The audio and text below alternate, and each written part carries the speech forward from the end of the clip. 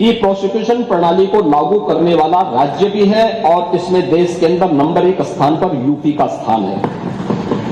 महिला और बाल अपराध संबंधी अभियोगों के निस्तारण में देश में प्रथम स्थान है। लगभग हमारे 98% से अधिक मामलों का निस्तारण करने में उत्तर प्रदेश आज देश का वह पहला स्थान रखता है। और मैंने जो पहले भी कहा, घरेलू हिंसा से पीड़ित महिला के लिए 181 की एक सर्विस है और 1090 बाहर महिला संबंधी अपराध के लिए जब कोई घटना घटित होती है तो कोई महिला कॉल करती है तो उस पर तत्काल सेवा उन्हें उपलब्ध होती है।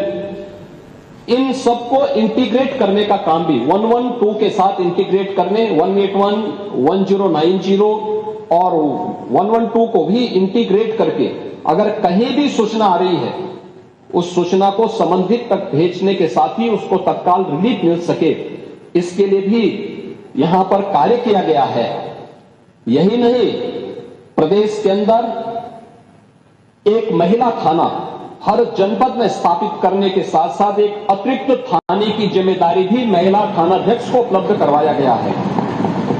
और हर थाने में जो प्रदेश के अंदर 1585 थाने हैं, इन 1585 थानों में महिला हेल्प डेस्क अलग से बना करके एक व्यवस्था बनाई है। और 2020 से हमारी सरकार पूरे प्रदेश के अंदर मिशन शक्ति के एक अभियान को आगे बढ़ा रही है।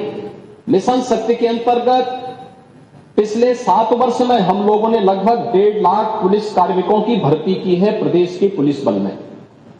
और मुझे बताते हुए प्रसन्नता है कि 17 के पहले जितनी भी भर्तियां हुई उन सभी को अगर हम जोड़ लें तो कुल 10,000 महिला पुलिस कार्मिक भर्ती हुई थी। लेकिन 17 से लेकर के 22-23 तक जो भर्तियां हुई, इन भर्तियों में प्रदेश में 20,000 से अधिक महिला पुलिस कांस्टेबल की भर्ती करने में हमें सफलता प्राप्त हुई। यानी आजादी के 70 वर्षों में जितनी भर्ती हुई थी महिला, उससे दुगनी भर्ती अकेले 5 वर्ष के अंदर हमने पुलिस महिलाओं को यहां पे भर्ती किया। पुलिस की भर्ती में उनकी 20% हॉरिजॉन्टल आरक्षण की व्यवस्था उन्हें प्राप्त हो सके, इसको अनिवार्य रूप से प्रदेश के अंदर लागू किया। लखनऊ, गोरखपुर और बदायूं में महिला पीएसी की बटालियन के गठन की कार्रवाई को भी आगे बढ़ाया। लेकिन जो पुलिस कार्मिक महिलाएं भर्ती हुई थी वे केवल एक कांस्टेबल के रूप में ऑफिस के कार्य को या थाने तक ही अपने को सीमित न रखें, बल्कि महिलाओं की सुरक्षा के साथ साथ शासन की योजनाओं को महिलाओं तक पहुंचाने के लिए उनकी प्रतिभा का लाभ समाज ले सके, इसके लिए प्रदेश के अंदर 10,000 से अधिक महिला बीट स्टेशन स्थापित किए गए, महिला पिंक बूथ की स्थापना की गई और यह भी व्यवस्था लागू की गई कि ये महिला बीट पुलिस अधिकारी हर मिशन शक्ति के अंतर्गत वहां पर जाएंगी। वहां पर सप्ताह में एक बार जाकर के महिला संबंधी घरेलू हिंसा का हो या बाहर की सुरक्षा से जुड़े हुए कोई मुद्दे होंगे, इन पे तो चर्चा करेंगे ही, इससे संबंधित समाधान भी निकालेंगे। लेकिन इसके अलावा महिलाओं से संबंधित, उनकी सुरक्षा से संबंधित जो भी या उनकी स्किल डेवलपमेंट से संबंधित या उनके स्वावलंबन से संबंधित कौन सी स्कीम केंद्र या राज्य सरकार की है, इनसे भी गांव की महिलाओं को अवगत कराएंगे। और ये मिशन शक्ति का एक कार्यक्रम प्रदेश के अंदर लगातार ये जारी है और इसके बहुत अच्छे परिणाम भी हम सबके सामने देखने को मिले हैं। ये सरकार महिला सुरक्षा के प्रति पूरी तरह गंभीर है और उस गंभीरता का परिणाम ही है कि प्रदेश के अंदर इस सरकार ने आने के बाद सबसे पहले सोहदों पर लगाम कसने के लिए जो कार्रवाई की एंटी रोमियो स्क्वाड का गठन, उसका एक उदाहरण है। और मुझे बताते हुए दुख है कि एंटी रोमियो स्क्वाड का जब हमने गठन किया था, सबसे पहले समाजवादी पार्टी ने इसका विरोध किया था, उसने विरोध किया था। और मुझे बोलने में भी कोई संकोच नहीं है कि महिला संबंधी अपराध से जुड़े हुए ज्यादातर मामलों में समाजवादी पार्टी से डायरेक्ट या इनडायरेक्ट जुड़े हुए लोग उसमें इन्वॉल्व पाए जाते हैं। और यही नहीं, महिला संबंधी अपराध में ये उस पीढ़ी का प्रतिनिधित्व करते हैं, ये उस पीढ़ी का प्रतिनिधित्व करते हैं जिस पीढ़ी ने जिसने कहा था कि लड़के हैं गलती कर देते हैं। ये महिला सुरक्षा की बात क्या करेंगे? ये महिला सुरक्षा के लिए तो समाजवादी स्वयं एक गंभीर खतरा है, और इसीलिए महिला सुरक्षा के बारे में प्रदेश सरकार पूरी तरह सचेत है, सक्रिय है। हर बेटी को भी, हर व्यापारी को भी सुरक्षा प्रदान करने के लिए पूरी तरह प्रतिबद्ध है। प्रश्न संख्या 2 माननीय मुख्यमंत्री जी, आपने बताया इतने को हमने दंडित कराया, तो क्या पूछा गया था कुल कितने घटनाएं हुई? तो जो दंडित हो जाते हैं कोर्ट से, उन्हीं को आप घटना मानते हैं कि जो घटनाएं घटती हैं उनको भी घटना मानते हैं? यह स्पष्ट कर दें कुल कितनी घटनाएं घटित?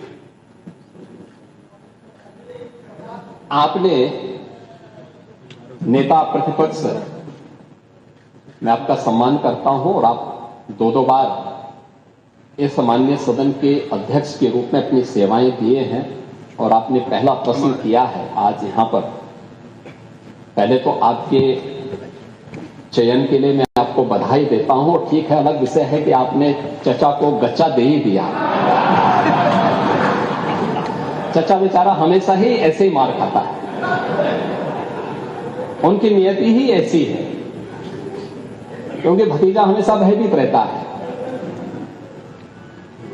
लेकिन आप इस सदन के एक वरिष्ठतम सदस्यों में से हैं, आपका मैं सम्मान करता हूं। मैंने आपको पहले भी बताया कि 24,000 जो महिला संबंधी अपराध थे प्रदेश के अंदर 2016 में, अगर हम देखेंगे तो बलात्कार की जो घटनाएं घटित हुई थी वह 1838 हुई थी। लेकिन अगर मैं 24 के अंदर की घटना बताता हूं, इनकी संख्या है 1373। और मुझे लगता है ये घटनाएं बताती है 25% से अधिक की कमी इस बारे में बताती है कि अपराधी आबादी तो बढ़ी होगी इस दौरान, और आबादी बढ़ने के क्रम में अपराध कम हो रहा है, नियंत्रित हो रहा है। लेकिन जो मैंने कहा, महिला संबंधी अपराध दोनों प्रकार के होते हैं, घर के अंदर भी होते हैं और घर के बाहर भी होते हैं। दोनों के लिए सरकार ने उस प्रकार की सेवाएं भी उपलब्ध की हैं। घरेलू हिंसा से संबंधित मामलों में 181 की सेवा है। घर के बाहर की सुरक्षा के बारे में जागरूकता पैदा करने के लिए और उन्हें सुरक्षा उपलब्ध कराने के लिए तत्काल वो कॉल कर सके, इसके लिए 1090 की सेवा उन्हें उपलब्ध कराई गई है। लेकिन साथ साथ क्विक रिस्पांस टीम 112, इन दोनों के साथ इंटीग्रेट करके अगर कहीं भी कोई अपराध होता है, अगर इन तीनों में से किसी को भी कॉल करेंगे तो वहां पर आपको सेवा उपलब्ध होगी इसके बारे में। लेकिन इस पे समय पे चार्जशीट दाखिल करना, डिस्ट्रिक्ट मॉनिटरिंग कमेटी की बैठक के साथ जुडिशरी के साथ बेहतर तालमेल बना करके इस प्रकार के मामलों में समय पे अपराधियों को सजा दिलाने के लिए एक प्रोसिक्यूशन को आगे बढ़ाना और अपराधियों को सजा दिला दी जाए, ये महत्वपूर्ण है। उसी का परिणाम है जो मैंने आपको पहले बताया कि अगर महिला संबंधी जो उनके महिलाओं के विरुद्ध और पास्को संबंधित अपराधों में अब तक हम लोगों ने 16,718 अभियुक्तों को अब तक सजा दिलाई है। इसमें से अगर आप देखेंगे कि 21 को हम लोगों ने मृत्युदंड, 1,713 को आजीवन कारावास, 4,653 को 10 वर्ष या उससे अधिक का कारावास और 10,331 को 10 वर्ष से कम की कारावास की सजा दिलाई है। ये जो जिन अपराधियों की सजा दिलाई गई है, इसमें आप देखते होंगे अक्सर समाचार पत्रों में आता है कि 1 महीने के अंदर दुष्कर्मी को सजा दिलाई गई। ये प्रोसिक्यूशन को फास्ट करने, समय पे चार्जशीट दाखिल करने का परिणाम है।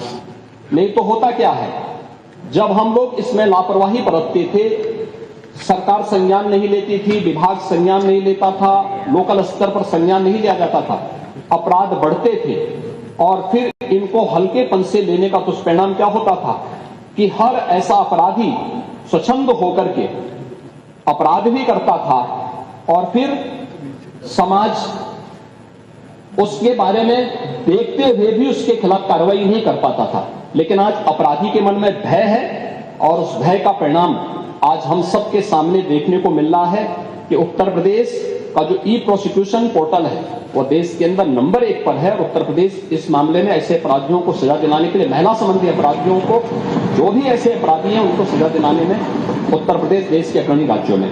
प्रश्न संख्या 2 शैलेंद्र प्रधान। नहीं, शैलेंद्र प्रधान नहीं, कोई डिबेट नहीं हो रही, होगा माननीय नेता प्रतिपक्ष ने पूछ लिया। आपने मुझे एक महत्वपूर्ण विषय पर अनुपूरक पूछने का मौका दिया। इसमें 3 माननीय सदस्य हैं, इसलिए सीधा प्रश्न पर आइए कि तीनों सदस्यों को अवसर दिया जाए। सर, चूंकि जो नमामि गंगे